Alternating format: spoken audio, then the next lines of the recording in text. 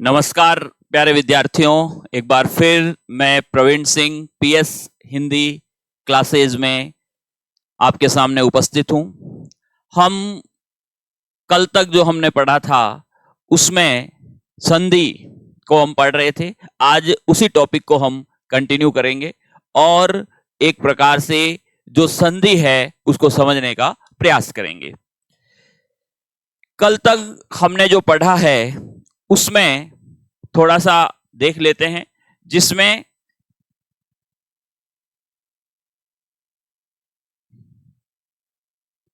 संधि, जो संधि है, हमने कल तक क्या पढ़ा था? संधि के प्रकार पढ़े थे। संधि कितने प्रकार की होती है? संधि 3 प्रकार की होती है। कौन कौन सी हो गई? एक हो गई स्वर संधि, दूसरी हो गई व्यंजन संधि और तीसरी हो गई आपके विसर्ग संधि। संधि का आधार क्या है? संधि का आधार हमेशा ध्यान रखें, संधि का आधार जो है वो आपके हो जाएगा संधि का आधार वर्ण। ये भी अपन ने चर्चा की थी। सबसे पहले हम पढ़ेंगे स्वर संधि। देखिए, सबसे महत्वपूर्ण अगर कोई संधि है तो वो स्वर संधि है। स्वर संधि जो है, इसमें हमेशा ध्यान रखें वर्णमाला में जो स्वरों की संख्या है वो 11 है। इसलिए स्वर संधि में हमेशा 11 वर्णों का प्रयोग होगा। पहली चीज तो यही आप अपने दिमाग में बिठा लें, ठीक है? तो जो 11 वर्ण है अर्थात जो 11 स्वर है, स्वर संधि कब होगी? जब स्वर आता है और स्वर के बाद में स्वर आता है तो हमेशा स्वर संधि होती है। स्वर संधि जो है, इसके भी 5 भेद है और भेद का भेद उपभेद कहलाता है। जैसे हम कहते हैं ना, संधि के कितने भेद है, तो आंसर हो जाएगा 3 भेद है। अगर आपसे कोई पूछ ले कि स्वर संधि के कितने जो है भेद है, तो हमेशा ध्यान रखें इसके 5 उपभेद है। स्वर संधि 5 प्रकार की होती है। कौन कौन से? दीर्घ स्वर संधि, सबसे पहले ध्यान रखें दीर्घ स्वर संधि। दूसरी जो संधि है स्वर संधि का जो दूसरा भेद है उसमें है गुण स्वर संधि। तीसरा वृद्धि स्वर संधि, चौथा यण स्वर संधि और पांचवा अयादि स्वर संधि। पहला दीर्घ स्वर संधि, दूसरा गुण स्वर संधि, तीसरा वृद्धि स्वर संधि, चौथा यण स्वर संधि और पांचवा अयादि स्वर संधि। तो स्वर संधि कितने प्रकार की हो गई? स्वर संधि हो गई आपके जो है 5 प्रकार की, ठीक है? नाम ये जरूर, अगर आप पहली बार पढ़ रहे हैं तो ये नाम आपको याद करने पड़ेंगे। दीर्घ स्वर संधि, गुण स्वर संधि, वृद्धि स्वर संधि, यण स्वर संधि और अयादि स्वर संधि। सबसे पहले हम लेंगे आपके दीर्घ स्वर संधि। अच्छी तरह समझ लेना, दीर्घ स्वर संधि। पहली चीज, नाम क्या आ रहा है? नाम आ रहा है दीर्घ। दीर्घ का मतलब क्या हम कह सकते हैं? यानी बड़ा, ठीक है? दीर्घ स्वर संधि में हमेशा ध्यान रखें जिन स्वरों का प्रयोग होता है अ, आ, ई, उ तथा री, यानी दीर्घ स्वर संधि में 7 स्वरों का हम कह सकते हैं प्रयोग होगा। कुल स्वर कितने हैं? कुल स्वर है 11। दीर्घ स्वर संधि में कितने आएंगे? दीर्घ स्वर संधि में आएंगे आपके 7 जो है स्वर। अब इन 7 स्वरों में आप देखिए, जैसे अ और आ, इनको हम कह सकते हैं समान स्वर, एक समझने के लिए। इसी तरह से ई और ई समान स्वर हो गए। इसी तरह से उ और उ समान स्वर हो गए। और इसी तरह से री के बाद में जब री आता है तो दीर्घ री का निर्माण होता है। देखिए, हमारी वर्णमाला में दीर्घ री का प्रयोग नहीं होता है, लेकिन ऐसा प्रश्न जो है प्रतियोगी परीक्षाओं में पूछा गया है, तो ये भी हम ध्यान में रखेंगे और उसमें हम इस तरीके से जो है वो री बना करके इसको प्रस्तुत करते हैं कि भाई ये दीर्घ री है। तो री के बाद जब री आता है तो भी दीर्घ संधि जो है मानी जाएगी। तो एक बार देख लें किस प्रकार से। अ आ ई उ तथा री के बाद कोई भी समान स्वर, तो यहां पे आप देख सकते हो अ समान है, ई समान है, उ समान है और री के बाद री आ रहा है, तो समान स्वर आए तो आ ई उ यहां पे दीर्घ हो जाएगा, ठीक है, और री भी यहां पे दीर्घ हो जाएगा। री का निर्माण होता है। तो एक चीज ध्यान रखनी है, दीर्घ संधि में क्या बनेगा? दीर्घ संधि में बनेगा आ, दीर्घ संधि में बनेगा ई, दीर्घ संधि में बनेगा उ और दीर्घ संधि में बनेगा री, दीर्घ री जिसको अपन कह सकते हैं, ठीक है। तो ये होती है आपकी दीर्घ संधि। कुछ उदाहरण है उसको अपन देख लेते हैं ताकि स्पष्ट रूप से आपको यह संधि समझ में आ जाए। देखिए, अंत्य धन अक्षरी। अब यहां पे आप देखेंगे, देखो ये जो य है ना, इस य में अ शामिल है, ध्यान रख लेना। यानी इसको आप इस तरह से लिख सकते हो, अंत्य धन अ धन अक्षरी, इस तरीके से आप लिख सकते हो, ठीक है। अब देखो यहां पे आ रहा है अ और अ के बाद में आ रहा है अ, तो यहां पे आप देखो य के अंदर अ है, ये आ गया आपका अ, तो यहां पर अ प्लस अ मिलके क्या हो जाएगा? आ हो जाएगा और शब्द क्या बन जाएगा? शब्द बन जाएगा अंत्याक्षरी। संधि कहां पे हुई है? यहां पे हुई है, या जो या बना है ना, यहां पे संधि हुई है, ये चीज ध्यान में रखनी है। जैसे शब्द आ गया अधिक प्लस अधिक, तो यहां पे भी आप देखोगे क के अंदर अ शामिल है और अ के बाद अ आ गया है, अ प्लस अ। देखो जिसको बिल्कुल बेसिक से समझना है वो हमेशा इस तरीके से संधि करनी है। कैसे? जैसे आप लिख दो अधिक, क आधा हो गया, क्यों? क्योंकि मैंने इसमें से अ निकाल दिया और इसके बाद में क्या आ रहा है? इसके बाद में भी आ रहा है अधिक, ठीक है। अब क्या करना है? ये अ और ये अ दोनों मिलके क्या हो जाएंगे? ये हो जाएंगे आ, ठीक है। और ये जो आ है इसकी मात्रा किस में लग जाएगी? क में लग जाएगी। शब्द क्या बन जाएगा? शब्द बन जाएगा अधिकाधिक। ये लीजिए, और संधि कहां हुई है? यहां पे हुई है। इस तरह से आप बिल्कुल आसानी से इसको जो है कर सकते हैं। और यहां पे शब्द जो बन गया, शब्द बन गया अधिकाधिक। ये लीजिए, ये आपका शब्द हो गया। अब देखिए, आग्नेय धन अस्त्र। देखो यह में अ शामिल है, बाद में अ आ गया, अ प्लस अ क्या होता है? अ प्लस अ होता है आ, शब्द बन जाएगा आग ने यास्त्र। ये लीजिए। फिर देखिए, ऊर्ध्व धन अधर। देखो ऊर्ध्व में यहां पे वह आ रहा है, वह में अ शामिल है। अब यहां पे देखो वह के ऊपर र है, हमें इससे कोई मतलब नहीं है, ध्यान रखें।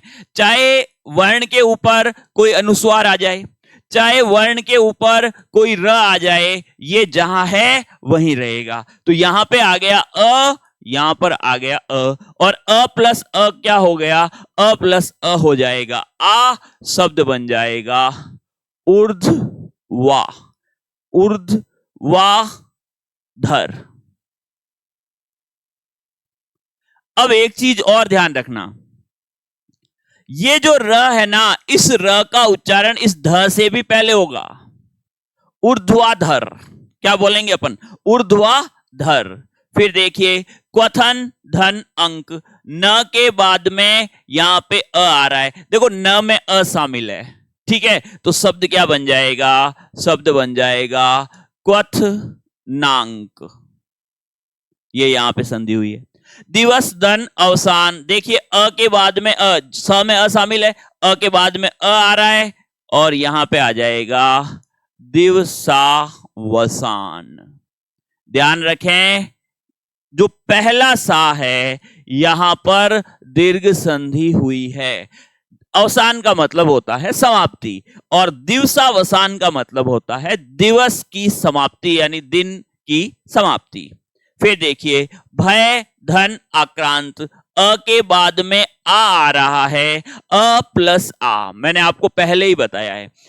चाहे देखो अ के बाद में अ आए तो भी आ का निर्माण होता है समान स्वर आगे पीछे आने पर, चाहे अ के बाद में आ जाए तो भी आ बनेगा, पहले आ बाद में तो भी आ, और पहले आ बाद में आ तो भी किसका निर्माण होगा, आ का निर्माण होगा। चारों स्थितियों में दीर्घ स्वर का निर्माण होगा। ये चार ही स्थिति बनती है, ध्यान रखें। तो भय धन आक्रांत आ गया, अ के बाद में क्या आ गया, अ के बाद में आ गया, शब्द बनेगा आपके भयाक्रांत। ये लीजिए, शब्द जो बन जाएगा वो क्या बन जाएगा, भयाक्रांत। आ गया समझ में। नेक्स्ट देखिए, जैसे देह धन अतीत, देखो अ आ रहा है, अ के बाद में अ आ रहा है, ह में अ शामिल है, ठीक है। तो यहां पे शब्द आ जाएगा आपके, इसको देखो आसानी से आप कैसे कर सकते हो, देह, ह को हलंत कर दो और इसमें से अ निकाल के हमने यहां लिख दिया, और बाद में अतीत आ ही रहा है, ठीक है। फिर इन दोनों को आप मिला दो, अ प्लस अ क्या बनेगा, अ प्लस अ बनेगा आ, तो ये भी हट गया, ये भी हट गया। अब इस आ की मात्रा वापस किस में लग जाएगी, ह में लग जाएगी, शब्द क्या बन जाएगा, देहातीत। ये शब्द हो गया, यहां संधि हुई है, ठीक है। तो इस तरह से आप संधि कर सकते हैं और यहां शब्द आ जाएगा देहातीत, ठीक है।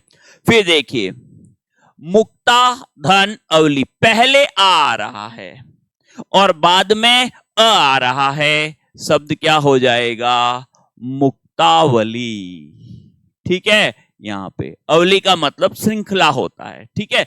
तो मुक्ता यानी मोती और मुक्तावली यानी मोतियों की श्रृंखला, ठीक है। फिर देखिए, लोहित धन अंग, अ के बाद में अ आ रहा है, शब्द क्या बन जाएगा, शब्द बन जाएगा लोहितांग। आ गई बात समझ में। फिर देखिए, सधन अभिप्राय, पहले आ रहा है स, फिर आ रहा है अ, स में अ शामिल है, ठीक है। अगर अ शामिल नहीं होना, हमेशा ध्यान रखना, जितने भी स्वर होते हैं उन सब में अ को छोड़कर बाकी सभी स्वरों की मात्राएं होती है। जैसे मैं यहां पे लिख रहा हूं प, तो ध्यान रखें इसमें अ स्वर शामिल है। अब अ शामिल है या नहीं है उसकी पहचान होती है हल चिन्ह से, हल चिन्ह लगा दिया, इसका मतलब अब इसमें अ शामिल नहीं है। बाकी सब की मात्रा होती है, जैसे ई की है तो ये मात्रा लग जाएगी, आपके ऊ की है तो ये मात्रा लग जाएगी, सिर्फ अ की मात्रा नहीं होती है। तो अ की हम पहचान कैसे करेंगे, अ की हम पहचान करेंगे, अगर यहां पे मैं लिख रहा हूं क तो इसमें अ स्वर शामिल है, अगर मैं यहां पे लिख रहा हूं अ तो इसमें अ स्वर शामिल नहीं है, ठीक है। तो यहां पे आप देखोगे स में अ है और अभिप्राय, अ प्लस अ दोनों मिलके क्या हो जाएंगे, आ, शब्द बन जाएगा साभिप्राय। ये लीजिए, आ गई बात समझ में। फिर देखिए, कुश धन आसन, अ के बाद में आ रहा है, शब्द क्या हो जाएगा, शब्द हो जाएगा कुशासन।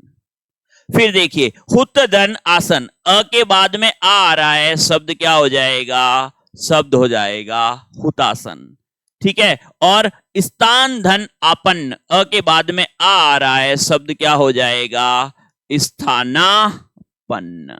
ये लीजिए, इस तरह से आपको दीर्घ संधि करनी है। आ गई बात समझ में।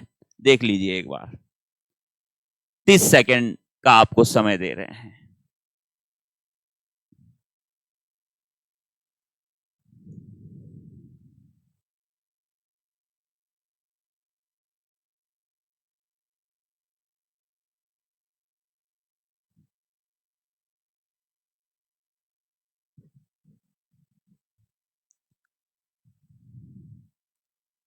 चलिए नेक्स्ट देखते हैं। संधि है। देखिए, मित धन आहार, अ के बाद में आ रहा है, शब्द क्या हो जाएगा? शब्द हो जाएगा मिताहार। शब्द क्या हो जाएगा? मिताहार। फिर देखिए, द्राक्षा धन अवलेह, द्राक्षा किसको कहते हैं? दाख, काजू, दाख, बादाम, है ना, खाते हैं ना अपन, जिससे दिमाग तेज होता है, ठीक है, तो वही दाख है ये। द्राक्षा तत्सम शब्द है। द्राक्षा धन अवलेह, अवलेह का मतलब क्या है? चटनी, ठीक है। तो यहां पे अपन देख सकते हैं, यहां पे आ रहा है, या जिसे दाख का जो शरबत बना होता है अपन उसके लिए प्रयुक्त कर सकते हैं। यहां पे आ, यहां पर अ, शब्द क्या हो गया? शब्द हो गया द्राक्षा व लेह। कौन सी संधि है? दीर्घ संधि, जरूर याद रखना, ठीक है। फिर देखिए, भाव धन आविष्ट, अ के बाद में आ आएगा, तो यहां पे भी आ ही बनेगा, शब्द हो जाएगा भावाविष्ट। ये लीजिए, ठीक है। फिर है महाधन अमात्य होगा, यहां पे जो शब्द होगा वो हो जाएगा आपके अमात्य, और शब्द बन जाएगा महामात्य, ठीक है। वार्ता धन आलाप, वेरी गुड। यहां पे देखिए, बहुत अच्छा जो है, यहां पे ये उदाहरण है। आ के बाद में आ रहा है, आ प्लस आ, देखो ऊपर र है, मैंने आपको पहले ही बताया था, र से हमें कोई मतलब नहीं है। यहां पे शब्द क्या बन जाएगा? शब्द बन जाएगा वार्तालाप, दीर्घ संधि, ठीक है। अति धन ईव, अब देखिए उदाहरण चेंज हो रहे हैं। पहले हम पढ़ रहे थे अ के बाद में अ, या आ के बाद में अ, यहां पे आ गया है ई, पहले आ रहा है ई, लघु ई, फिर लघु ई, ठीक है, ई ई, इस तरह अपन बोल सकते हैं। तो यहां ई के बाद में ई आ रहा है, शब्द बन जाएगा अतीव। इसको भी मैं एक बार आपको आसानी से समझा देता हूं, आप इसको ऐसे कर सकते हैं। देखो, त से ई की मात्रा निकाल दो, तो त आधा हो गया, यहां पे हमने ये ई लिख दिया, इसके बाद हमने लिख दिया इव, ठीक है। अब यहां पे देखिए, आप ई के बाद में ई आ रहा है, ये दोनों मिलके हो जाएंगे दीर्घ ई, और इस दीर्घ ई की मात्रा वापस किस में लग गई? त में, तो शब्द वापस क्या बन गया? अतीव। ये लीजिए, ठीक है। इस तरह से आप इसको समझ सकते हो, आराम से कर सकते हो, बहुत आसान है। संधि जितना आसान टॉपिक कोई है ही नहीं। अगर आपने इसको ढंग से कर लिया तो किसी भी परीक्षा में आपका कोई भी सवाल, संधि का सवाल गलत हो ही नहीं सकता, ठीक है। फिर है परिधन ईक्षण, यहां पे देखिए ई, यहां पर ई के बाद में जब ई आता है, शब्द क्या हो गया? परीक्षण। री में यहां पे संधि हुई है, दीर्घ संधि। अभिधन ईप्सा, ईप्सा का मतलब इच्छा होता है, तो यहां पे अब एक चीज आपको ध्यान रखनी है, ईप्सा हो गया, ईस हो गया, इसमें दीर्घ ई आती है, ये चीज विशेष ध्यान। इक्षण हो गया, जबकि इव लिखोगे ना, इसमें लघु ई रहेगी, ठीक है। तो यहां पे अभिधन ईप्सा, ई के बाद में ई आ रहा है, शब्द क्या हो जाएगा? शब्द हो जाएगा अभिप्सा। फिर है श्री धन ईस, देखो ई के बाद में ई आ रहा है, शब्द क्या हो जाएगा? शब्द हो जाएगा श्रीस। श्री का मतलब क्या है? लक्ष्मी। इसका मतलब क्या है? स्वामी, लक्ष्मी के स्वामी, विष्णु के लिए अपन प्रयुक्त कर सकते हैं कौन सा शब्द? श्रीस। फिर देखिए मुनि धन ईश्वर, देखो पहले ई बाद में ई के बाद में ई आता है, शब्द क्या हो जाएगा? शब्द हो जाएगा मुनीश्वर। कौन सी संधि है? दीर्घ संधि। फिर देखिए वी धन इक्षण, पहले ई बाद में ई, शब्द क्या हो गया? शब्द हो गया वीक्षण, ठीक है।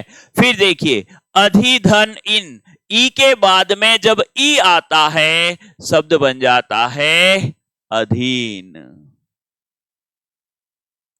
समझ में आ रहा है या नहीं आ रहा है? ठीक है, आराम से इसको आप समझें, कोई दिक्कत नहीं है। फिर है यति धन इंद्र, ई के बाद में ई आ रहा है, शब्द हो जाएगा यतीन्द्र।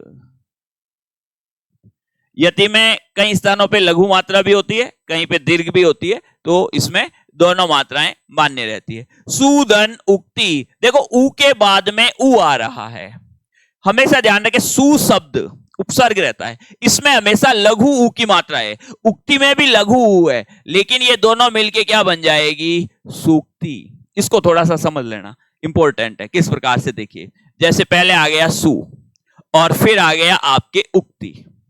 अब क्या होगा, इसको आप अलग लिखिए, जैसे स को आधा कर लीजिए, स में से ऊ की मात्रा निकल गई और यहां पे हमने लिख दिया उक्ति। अब क्या होगा, इन दोनों ऊ को अपन जोड़ लेंगे तो ये क्या हो जाएगा, दीर्घ ऊ हो जाएगा। ठीक है, इस दीर्घ ऊ की मात्रा वापस किस में लग गई, स में लग गई। ठीक है, ये दोनों हट गए और पीछे जो बचे वो यहां आ गए, सूक्ति शब्द बन जाएगा। इस तरीके से बनेगा आपका सूक्ति शब्द। समझ में आ रहा है या नहीं आ रहा है ना? आएगा, धीरे धीरे आएगा। तो आप सोच रहे हो अभी तुरंत ही 1 मिनट में आ जाए, आराम से समझोगे, आ जाएगा। सती धन ईस, देखिए ई और ई के बाद में ई शब्द बन गया सतीस, दीर्घ संधि। मृत्यु धन उपरांत, वेरी वेरी इंपॉर्टेंट, देखिए पहले आ रहा है ऊ, बाद में आ रहा है ऊ, शब्द क्या बन जाएगा, शब्द बनेगा मृत्यु परांत। ये लीजिए, फिर देखिए बहुधन उद्देश्य, ऊ के बाद में ऊ आ रहा है, बहु जहां अपन ज्यादा के लिए प्रयुक्त करते हैं वहां लघु ऊ की मात्रा होती है, ये चीज ध्यान रख लेना। और एक बहु दीर्घ, ठीक है, जो दीर्घ है, सांस भी कभी बहु थी, उसमें जो बहु है उसमें दीर्घ मात्रा आती है, ये चीज ध्यान रख लेना। ठीक है, फिर बहुधन उद्देश्य क्या हो जाएगा, बहु, अब ये दीर्घ हो जाएगा, बहु द आधा और देश्य, इस तरह से शब्द बनेगा, यहां पे दीर्घ हो जाएगा। विधुधन उदय, विधु का मतलब क्या है, चंद्रमा। ठीक है, तो चंद्रमा का उदय, यहां पे ऊ, शब्द क्या हो गया, शब्द हो गया विधुदय। ये लीजिए, कौन सी संधि है, संधि हो गई आपके दीर्घ संधि। ठीक है, 5 सेकंड देख लो इसको, आ रहा है समझ में, आ जाएगा, है ना, कोई दिक्कत नहीं। अब है संधि विच्छेद, इंपॉर्टेंट। देखो पहले था संधि और फिर है संधि विच्छेद। ये दीर्घ संधि जब आप पढ़ोगे उसके बाद में बताऊंगा प्रश्न कैसे आते हैं। संधि जब अपन देखेंगे तो उसमें दोनों चीजें आ सकती है, संधि और संधि विच्छेद। तो संधि विच्छेद का मतलब है हमें वापस इनको पूर्ण स्थिति में ले जाना है। तो यहां पे एक शब्द देखिए आप, मंजूसा, मंजूसा शब्द लिखा हुआ है। अब एक चीज दिमाग में रखें, संधि विच्छेद जब हम करते हैं तो हमें ध्यान में रखना है कि संधि विच्छेद कहां से होगा दीर्घ संधि में, या तो आ से होगा, या ई से होगा, या ऊ से होगा, या दीर्घ री से होगा। ये चारों जहां भी हो, पहली चीज तो ध्यान रखना है संधि विच्छेद वहीं से होगा। अगर ये चारों शब्द में नहीं है वहां पर कभी भी दीर्घ संधि नहीं होगी, अच्छी तरह दिमाग में फीड कर लेना। ठीक है, फिर देखिए जैसे शब्द है मंजूसा, अब देखो यहां पे ऊ भी आ रहा है, आ भी आ रहा है, लेकिन संधि यहां ऊ में हुई है। संधि किस में हुई है, ऊ में। तो यहां पे जो जू शब्द लिखा है यहां पे संधि हुई है। अब हमेशा ध्यान रखें जहां संधि होती है उस वर्ण को प्लस से पहले रखते हैं अपन। तो ये जो ज है ना, ये प्लस से पहले जाएगा। अब यहां पे आप देखिए ऊ है, तो इसका मतलब ये हो गया कि ज में ऊ की मात्रा लगेगी और वो प्लस से पहले लिखा जाएगा। तो यहां पे आप देख सकते हो जाएगा मंजू। अब यहां पे आप कहोगे कि दीर्घ मात्रा लगाएं या लघु मात्रा, मंजू में हमेशा लघु मात्रा आती है। ठीक है, ये आप धीरे धीरे जब शब्दों को पढ़ोगे चीजें समझ में आ जाएगी। ठीक है, तो ये हो गया मंजू। धन, अब देखो यहां पे कौन सी संधि है, दीर्घ संधि, तो पहले ऊ आ रहा है तो बाद में भी क्या आएगा, ऊ ही आएगा, और ये शब्द क्या बन गया, ऊषा। मंजू धन ऊषा, शब्द क्या हो गया, मंजूषा। ये इसका संधि विच्छेद हो गया। संधि विच्छेद का मतलब है पूर्व स्थिति में हम इसको लेकर के जाते हैं। फिर देखिए सरयूर्मी, इसमें भी संधि विच्छेद ऊ से हो रहा है। ये जो यू शब्द लिखा है यहां से होगा क्योंकि यहां संधि हुई है। तो हमें सबसे पहले क्या करना है, ऊ आ रहा है, दीर्घ ऊ आ रहा है, तो जो जहां संधि हुई है वहीं से संधि विच्छेद है। यह को आप ले जाओगे प्लस से पहले, ये ध्यान रखें। और यह में मात्रा लगेगी ऊ की, तो ये नाम आ गया सरयू। सरयू नदी का नाम है और सरयू नदी के किनारे स्थित है। कौन सा शहर वो आप कमेंट में बता देना। सरयू और बाद में आ जाएगा उर्मी, उर्मी यानी लहर। ठीक है, तो दोनों में दीर्घ ऊ हो गए, तो ऊपर दोनों में लघु ऊ है, यहां पे दीर्घ ऊ हो गए। ठीक है, फिर एक शब्द है पितृण। देखो इसको थोड़ा सा ऐसे लिखना पड़ेगा, ये री की डबल जो दीर्घ री है वो आता है पितृण में, ये परीक्षा में पूछा हुआ प्रश्न है। पितृण, दीर्घ री आ गया, दीर्घ री आ गया, इसका मतलब ये जो त है ना, यहां से संधि विच्छेद होगा, ये जाएगा प्लस से पहले। ठीक है, त प्लस से पहले जाके दीर्घ री आ रहा है, इसका मतलब पहले भी री बाद में भी री, तो यहां पे त में लग गई री की मात्रा, तो ये हो गया पितृ, और बाद में भी री, ये हो गया ऋण। ये लीजिए, पितृ धन ऋण शब्द हो गया पितृण। ठीक है, फिर देखिए कारावास, वेरी वेरी इंपॉर्टेंट। यहां पे देखो, यहां पे भी आ है, यहां पे भी आ है, यहां पे भी आ है, लेकिन संधि हुई है रा में, संधि रा में हुई है। ध्यान रखें, यहां पर र जो है वो प्लस से पहले जाएगा और उसमें आ की मात्रा रहेगी, कारा यानी कैद, और बाद में भी आएगा आवास। आ प्लस आ से बनाए। ये बैठ रहा है दिमाग में कि नहीं बैठ रहा है ना? बैठ जाएगा, समझ में आएगा धीरे धीरे। पूरा वतंस, ध्यान रखें, पूरा वतंस, यहां पर संधि भी रा में हुई है और र वर्ण प्लस से पहले जाएगा। अब र में या तो अ की मात्रा है या आ की, तो पूरा होता है, पूरा यानी प्राचीन धन, और यहां पे आ जाएगा अवतंस। ये लीजिए, पूरा धन अवतंस, ये संधि विच्छेद है। ठीक है, फिर देखिए प्राणायाम, वेरी वेरी इंपॉर्टेंट शब्द। देखो ण, यहां पे संधि हुई है, ण जो लिखा है ना यहां पे संधि हुई है, इसका मतलब ण जाएगा प्लस से पहले। ठीक है, तो ण में या तो अ की मात्रा रहेगी या आ की मात्रा रहेगी, तो ये होता है प्राण होता है। हमें पता है प्राणा नहीं होता, प्राण होता है। ठीक है, और बाद में आएगा आयाम, ये इसका संधि विच्छेद है, ध्यान रख लेना।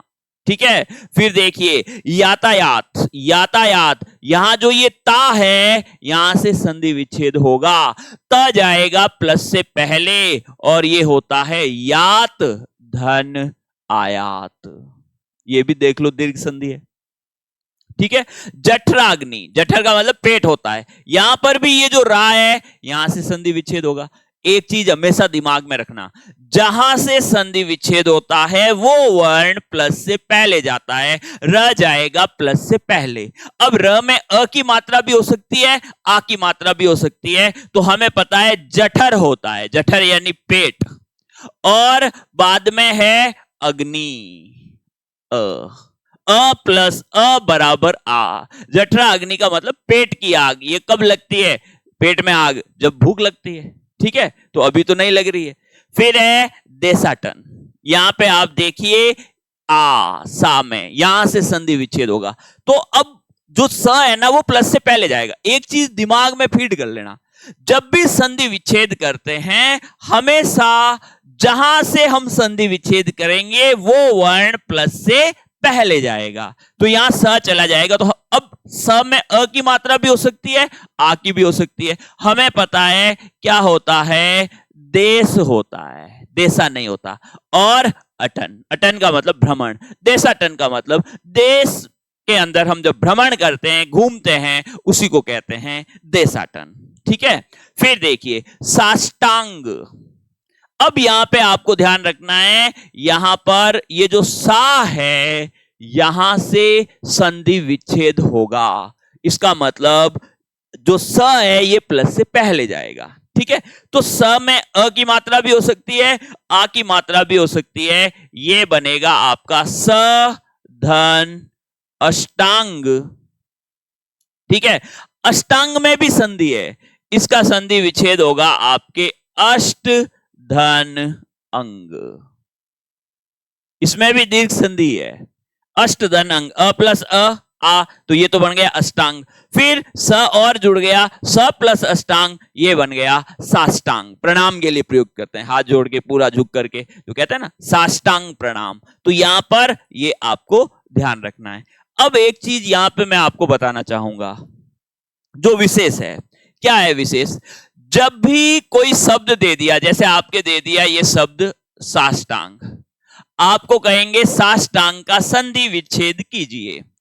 तो जैसे एक ऑप्शन में आ गया आपके स प्लस अष्टांग, एक ऑप्शन में वो दे देगा स प्लस अष्ट प्लस अंग, एक ऑप्शन में वो दे देगा सा प्लस अष्टांग, और एक ऑप्शन में वो दे देगा आपके स प्लस अष्टांग। ठीक है, देखो ये दोनों ऑप्शन तो है ही नहीं। अब साष्टांग का जब हम संधि विच्छेद करते हैं, स प्लस अष्टांग ये भी होता है, स प्लस अष्ट धन अंग। हमेशा ध्यान रखें जब भी कोई संधि विच्छेद पूछते हैं, जितना ज्यादा हम उसका विच्छेद कर सकते हैं वो करके बताना है। ये अच्छी तरह से, अगर ये दोनों विकल्प में है, हमेशा ध्यान रखना, ये पहला और दूसरा दोनों विकल्प में, तब तो आंसर होगा 2।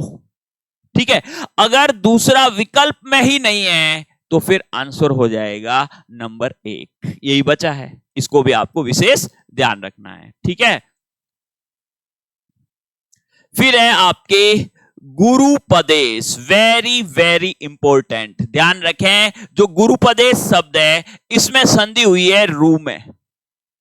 एक चीज यहां भी ध्यान रखना, जैसे र वर्ण है, ठीक है, र वर्ण में जब लघु ऊ की मात्रा लगती है तब तो अपन लिखते हैं इस तरह से, और जब र के साथ दीर्घ ऊ जुड़ता है तो ऐसे गांठ करके लिखा जाता है। यह अंतर होता है, ठीक है ना, इस चीज को विशेष आपको ध्यान रखना है। तो यहां पे आप देखिए, यहां पर आपके गांठ वाला ऊ लिखा हुआ है, इसका मतलब ये दीर्घ ऊ है, यहां पे संधि हुई है। र जाएगा प्लस से पहले, र में लगेगी ऊ की मात्रा। ध्यान रखें, र में लघु ऊ लगता है। गुरु, गुरु बड़ा है लेकिन ऊ छोटा है इस शब्द में। ठीक है, ऊ के बाद में क्या आएगा? ऊ ही आएगा, और ये होगा उपदेश। लीजिए, ये हो गया संधि विच्छेद। फिर देखिए भूधर्व, यहां पर भी ये ऊ से संधि विच्छेद होगा, ध्यान रख लेना।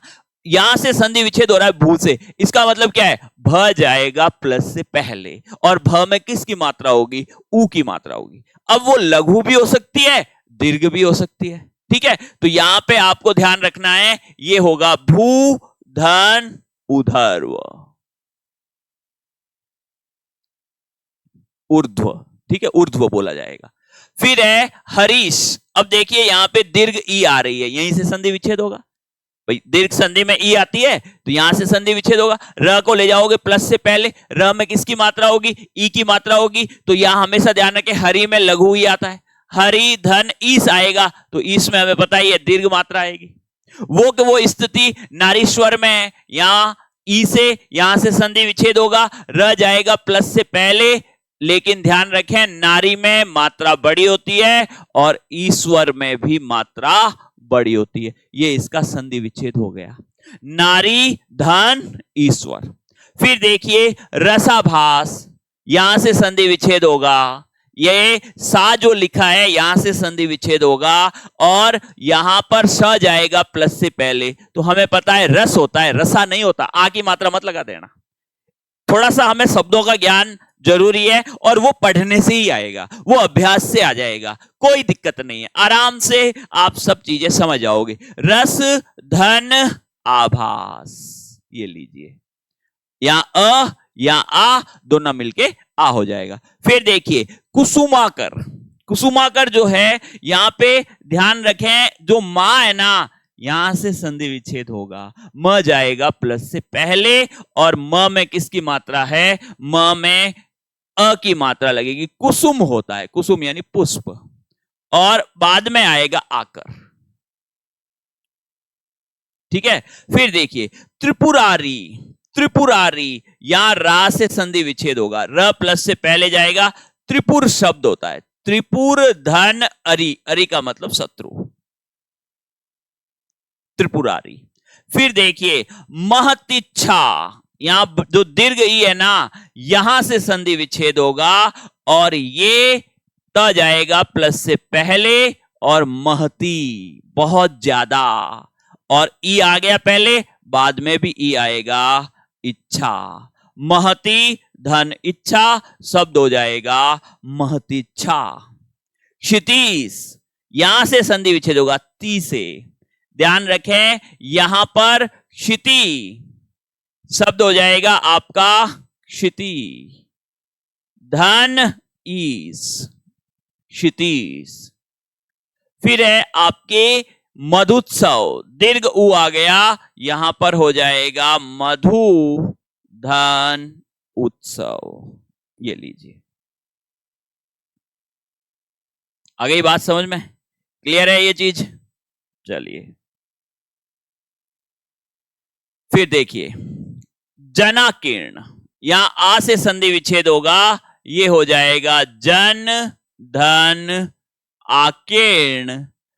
प्रतीत, ये हो जाएगा प्रति धन इत, इत में छोटी मात्रा, और चमूर्जा, चमू का मतलब सेना होता है, चमू धन ऊर्जा, ये इसका संधि विच्छेद होगा। आ गई बात समझ में? ये आपकी जो दीर्घ संधि है वो हो चुकी है कंप्लीट। अच्छा, जो इसके जितने भी पॉइंट हैं आप अच्छी तरीके से इसका अभ्यास कर लें, और नेक्स्ट क्लास में हम लेकर के आएंगे आपकी नेक्स्ट जो है गुण संधि। बहुत बहुत धन्यवाद।